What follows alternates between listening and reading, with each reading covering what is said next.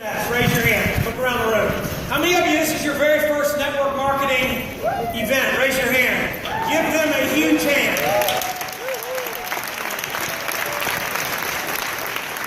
People ask me all the time, Jason, what's different about Jeunesse? What makes it different than all of these other companies with all these great products and all these great comp plans and all this great culture and all this great timing? What makes us different?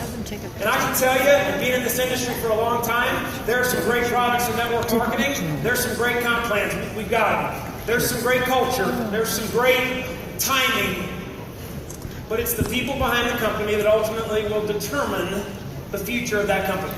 And when we met Randy and Wendy, we knew that the right people were steering the ship. When we knew, and we met Scott and Isabel, we knew that the right people were steering the ship into the future, which was very important to us. Because you can have a great comp plan, you can have great products, you can have great culture, you can be first with an idea and first to tell the world. But if the wrong people are steering the ship, that business will fail 100% of the time. How many of you in here now know that you're in business with the right people? Say yes. So 24 years ago, for those of you that are new, I sat in a room like this. It started with a phone call. It was kind of a weird phone call, maybe how you got your phone call to be exposed to network marketing for the very first time. And it was from my basketball coach. I was a freshman in college. I was trying to walk onto the basketball team at LSU. There's a guy named Shaquille O'Neal that was there. He was a sophomore at the time, and I didn't have any business really being on that team, but I was a big dreamer, and I thought, what the heck? If I don't try out, I'm never going to make it. And my basketball coach, who was coaching me, teaching me skills to help make that team, calls me on a Sunday night. And I had just seen him earlier that day. And he said, Jason, this is Mark Dean. Which would have been fine, but I'd seen him earlier that day, and he was my coach, and he told me his last name. I said, well, hello, Mark Dean. He said, I don't know if you're aware of this, but I'm involved in a new business. I said, great. He said, we're expanding all over the Gulf South, focusing in on Baton Rouge and New Orleans, and we're looking for a few key people to expand with. I said, fantastic. He said, let's take a look, Jason, at your financial situation. I said, okay. He said, where were you 5 years ago?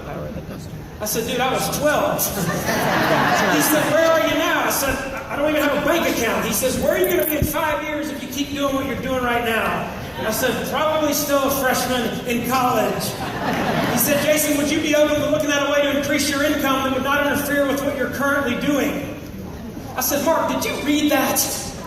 He goes, yes, just answer the question. I said, lo and behold, I find out later he's sitting around a table with 5 grown men, and they're passing around a phone, reading a script, calling a list. How do you sponsor a diamond?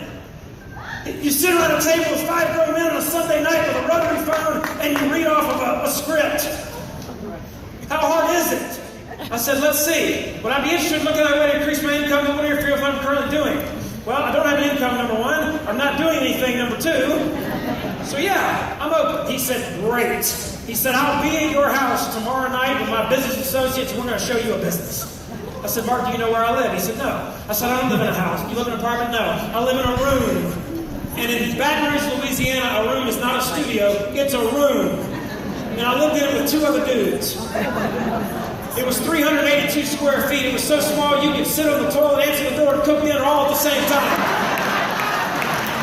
He said, okay, we'll be at your room at 6 o'clock. I told both my roommates, Mark Dean's coming over, he's got a business he's going to show us. One of them got nervous and he left. We haven't seen him since. But Brandon is my man. He says, I'm with you, man. I don't care what it is. I'm with you. We're going to go down the road together. And my basketball coach shows up in front of this little room that we lived in a black Cadillac. It was as long as the room. And I'd never seen him in anything but Converse shoes and Converse shorts and Converse shirts and baseball hats. And he gets out in a black suit, white shirt, red tie. His hair was slicked back with this hair gel that this company had. There were little lines in it. I used to joke with him, you got to put business cards in your lines and hand them out. Black suit, white shirt, red tie, 5 guys that looked just like him got out of the Cadillac. And I looked at my roommate and I said, the mafia is at our house. Now, disclaimer, if you're a part of that group, that is a fine organization. My Long Island buddies, fine team. Thank you, all 2 of them, thank God. And a guy got up on a whiteboard, drew a bunch of blue circles. And he told me that I could make a lot of money and I could be free and I could go live the life of my dreams. And I believed everything that guy said that night. And my roommate Brad didn't believe a word that he said. What was different in the presentation that I saw than what Brad saw? Nothing. Why did I see it and he didn't? I have no idea. But you're going to find out in this business that the people who are meant to see it will see it. The people who are not meant to see it will not. It's not your job to figure it out.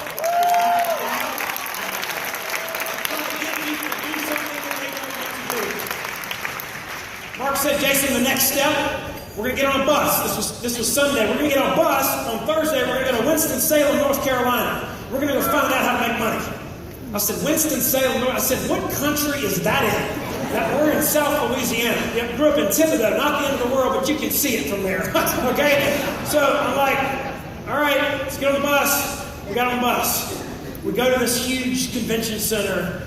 And I sit there all weekend long, and this is what I heard. Hi, we're Ferd and Ethel Goggleboggle from Lizard Lake, North Carolina, and we are rich, and you can do it too. Hi, we're Irma and Fred, and we're from Bottleneck, Georgia, and we're rich, and if we can do it, you can do it too. And I was like, bah! It was the worst thing I've ever been to in my life. I felt like I was at a Southern Baptist convention. I've never been to one. I just felt like that made me what it would be like. Again, here, Southern Baptist. More power to you. Grow. Anyway. But pretty Southern Baptist, right? So, but I'm at this event, and then finally, I don't want to. I'm not getting anything out of it. I think my friends will never go for this. This is not cool at all. And then Saturday night, Mark was smart. He stuck me right on the front row, Kevin, right where you're sitting. And a guy named Bill came out on the stage. And Bill said this. He was obviously very successful. He obviously had a huge business all over the world. And had been doing this for a very long time. He said, the sun never sleeps on my business. He says, I wake up in the morning and I check my business, and it has grown from the time that I've gone to sleep. I have a business that never sleeps. And the entire room, as well as coliseums across the country and across the world, he had filled with his people. And he said, the beginning of brilliance is admitting that you're stupid. I said, that's pretty rude. But then I thought about it, and I said, that's pretty cool. This guy's pretty good. Because for the first time in my life, a man's man got up on a stage and started to tell me the truth. And I learned that knowing that truth will absolutely set you free in your life. And he got up and he taught me 4 things that I'm going to teach you today. And I hope and pray that these 4 things, if you will do these 4 things, if you will think about these 4 things, if you will every single day look at these 4 things and you do these 4 things, I believe you can change your life forever the way that I did. He said, number 1, you need to figure out why. You need to get a big dream.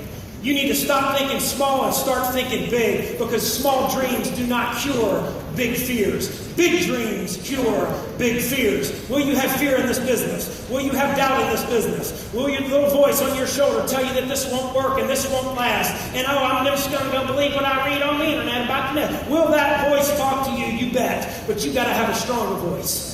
You got to have a voice that says, I can. You got to have a voice that says, if he can do it, I can do it. You got to have a voice that says, if all these people, 700,000 people across the entire world, think this is the greatest business since sliced bread, the fastest growing business in the history of this industry, dating back to when Jesus Christ himself sponsored 12. And even one of his quit. God himself couldn't get Judas to the event, so don't you try. Get a big dream. And as my buddy Lance Smith says, always dream one size bigger. Don't be afraid to put the dream on the refrigerator, put it in front of you, meditate on it day and night, talk about it and think about it all the time. Number 2, he said, what are you willing to give up to get it? Not what are you willing to do. You're going to have to work. This is not pie in the sky. It's not the lottery. You're going to have to go to work. But what are you willing to give up to get it? Because short-term pain will equal long-term gain. He said, never give up what you've always wanted for what you want right now. Number 3, he said, you got to be willing to fail. I have a song. It goes a little bit like this. No, no, no, no, no, no, no, no, no, no, no, no, no, no, no, no, no, no, no, yes. No, no, no, no, no, no, no, no, no, no, no, no, yes. No, no, no, no, no, no, no, no, no, no, no, no, yeah. No, no, no, no, no, no, no, yes, yes. Got it.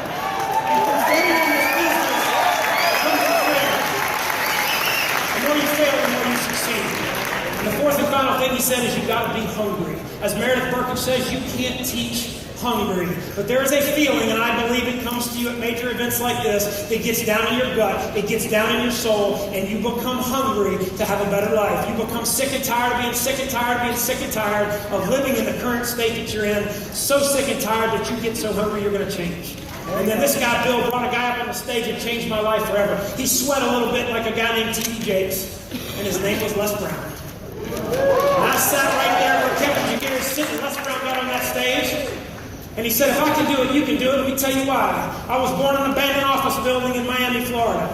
I was a twin. I was the dumb twin. I had a smart brother. We were adopted by a lady named Mamie Brown.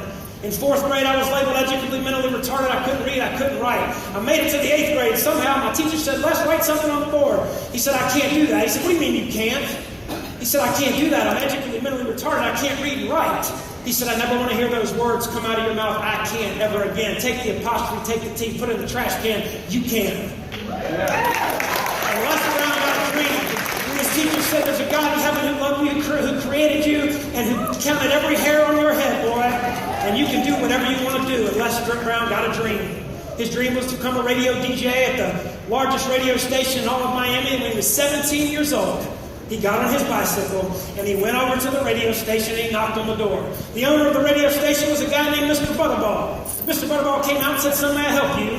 And Les Brown said, my name is Les Brown. I'm here for a job. He said, we don't have any jobs. Go home, boy. And Les Brown went home and he came back the next day and he knocked on the door.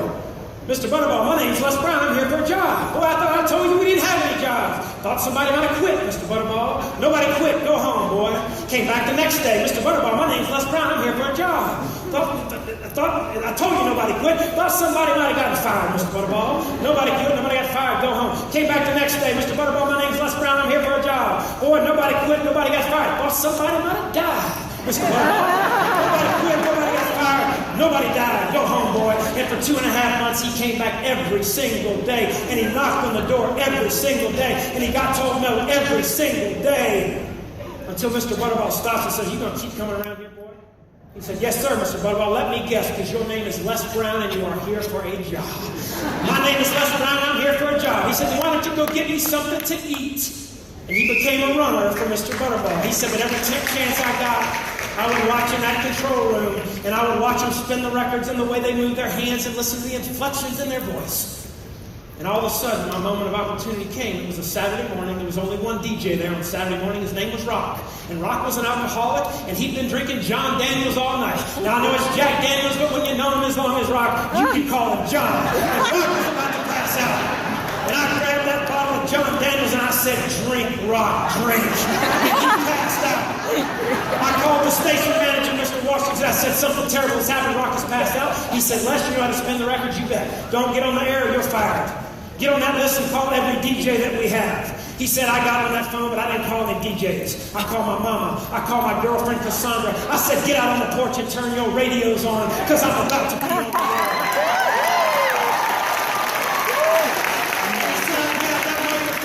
And I said, my name is B.L.B. Triple P. Les Brown, your planet playing papa. There was none before me that would be after me, therefore I am the one and only. I'm certified, bona fide, and undubly qualified to bring the satisfaction and a whole lot of action. I'm young and single, and I love